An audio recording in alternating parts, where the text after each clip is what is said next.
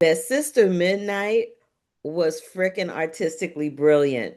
I kind of loved it because I felt like I was watching like little vignette short stories within the confines of a film. It was beautifully shot, and every chapter was like this little vignette. I really enjoyed that.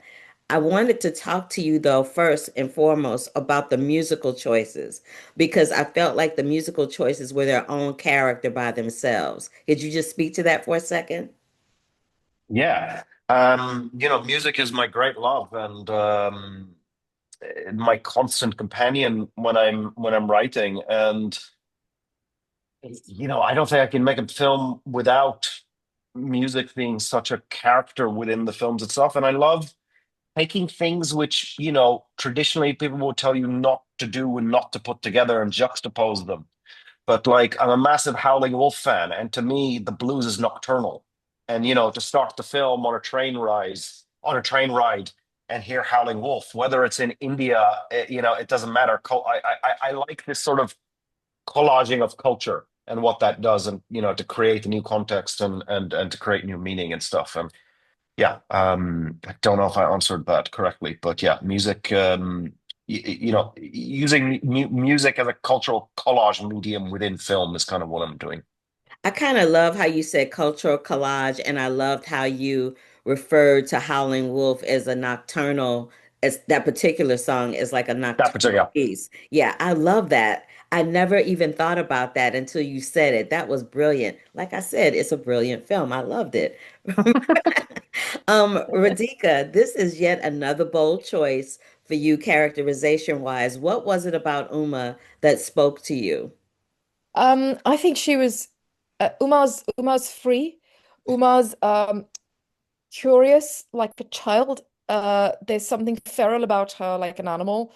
And I think all of these qualities were just what I want to be.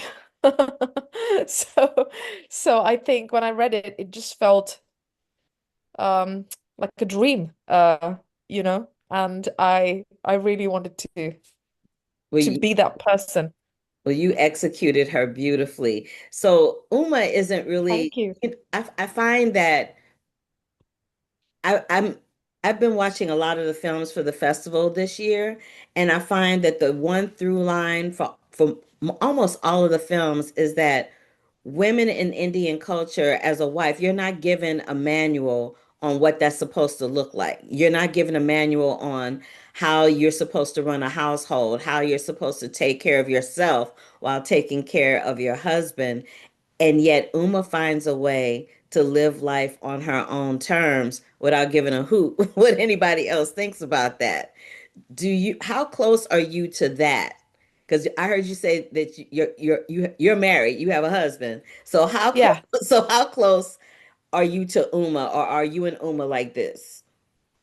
No, I think I'm proper Uma. I mean, I really don't give a I do what I want, and I'm so lucky that I've met a partner who is also like that. And because a long time ago, my there's once my family got really worried, and they were like they were trying to organize an arranged marriage meeting, and I remember very dramatically uh sort of fighting with them, saying that I'm shocked that you are my parents and you're doing this, blah blah blah.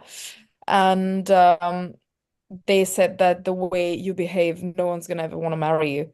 And I mean, they're literally the opposite people. I don't know what got into them that day and why were they so worried about me suddenly. But and I was like, I wouldn't want to marry somebody who wouldn't want to be with who I am. I find that So our cultures are very similar. As a black woman, yeah, my mother comes from a generation of women that think that way. Like my mother's yeah. like, "Oh, you better get that body tight or nobody's gonna want to marry you." And I'm like, "Who said I wanted to get married? Who said I wanted that kind of life? Why are you Yeah, putting all that on me?" So I yeah. totally wholeheartedly commiserate, so to speak, with how you feel. Um, Karen, there is a quote that I saw from you where you said, I'm not interested. Oh, Huh? I said, oh. Oh no, it's fabulous. It's a fabulous quote. I can't wait to talk to you about it. You said in regards to this film and creating this type of character, Uma, that you're not interested in society's notion of heroism, and that this story is about a misfit who becomes an accidental outlaw, and an outlaw is an outlaw and a criminal are not the same thing. I want you to expound upon that a little bit because Uma looks very much like an outlaw to me. I Yeah, some mean, people probably would she's say, setting corpses on fire and carrying on. I'm just saying yeah, that's not an outlaws, and she's wheeling them down. Like I'm just saying, she's yeah, yeah, very yeah. unconventional. She's an outlaw for sure, and that's what I was kind of going for. I guess I'm not interested in conventional, big heroes who are sort of Darwinian, in the survival of the fittest and all this. It's more, the people who go against the grain and beat the system on their own terms, are the outlaws. People that I consider outlaws that I'm interested in. There's a good Iggy Pop lyric, um, to shake to seize the world and shake it upside down, and every stinking bum should wear a crown. Ooh, nice. I love that you're into music like that and that you find a way to make it a through line in your films. I think that's just so creatively awesome. I love that so much. I also love how there's not a whole lot of dialogue in the film, that you kind of rely on the actions of the characters and the actors to kind of bring the point across, and having in that there's that whole dark comedy that kind of envelops the piece from beginning to end. So Radhika, how was it for you as an actress to be able to convey a character that way? Because a lot of times as actors, we're given a lot of dialogue, and we're given dialogue where we have to put stuff on top of it. But this is not that kind of situation, and she is not that type of character. How did you prepare for that? To make Uma as full and rounded and real as possible. I do believe that a lot can be conveyed with very little, and with your face and your body and things that surround you. I think that's that's far. I think that's sometimes far more powerful.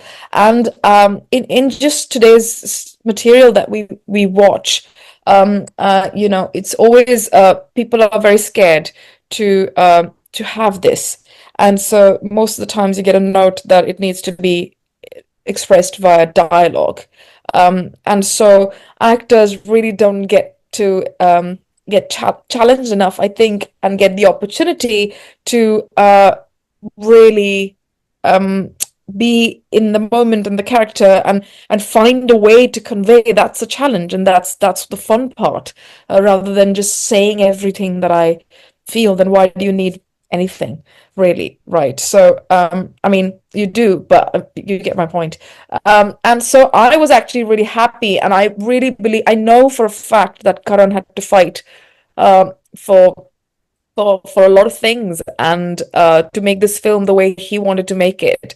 And I mean, to be honest, hats off to you, because I know what he's been through in the whole process, and only he could have pulled something off like this, because it's really hard, easy to give up, you know? My favorite moment ever is when it's in the close to the beginning of the film, where your husband comes to lie down, you hold your hand up, and he just flops down on the bed, and you're just like, really? That's what we doing right now? That made me laugh. There were so many moments where I laughed out loud. But in closing, I just want to say that again, I'm just gushing about the film. I really, really, really enjoyed the film. I immensely enjoyed your performance, Radhika. Thank you.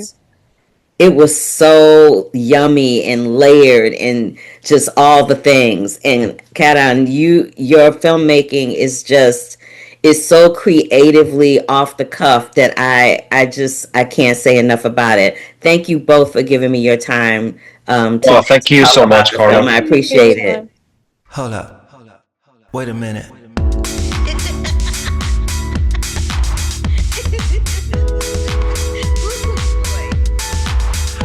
wish you love, peace, and hair grease. Love, peace, and hair grease, y'all.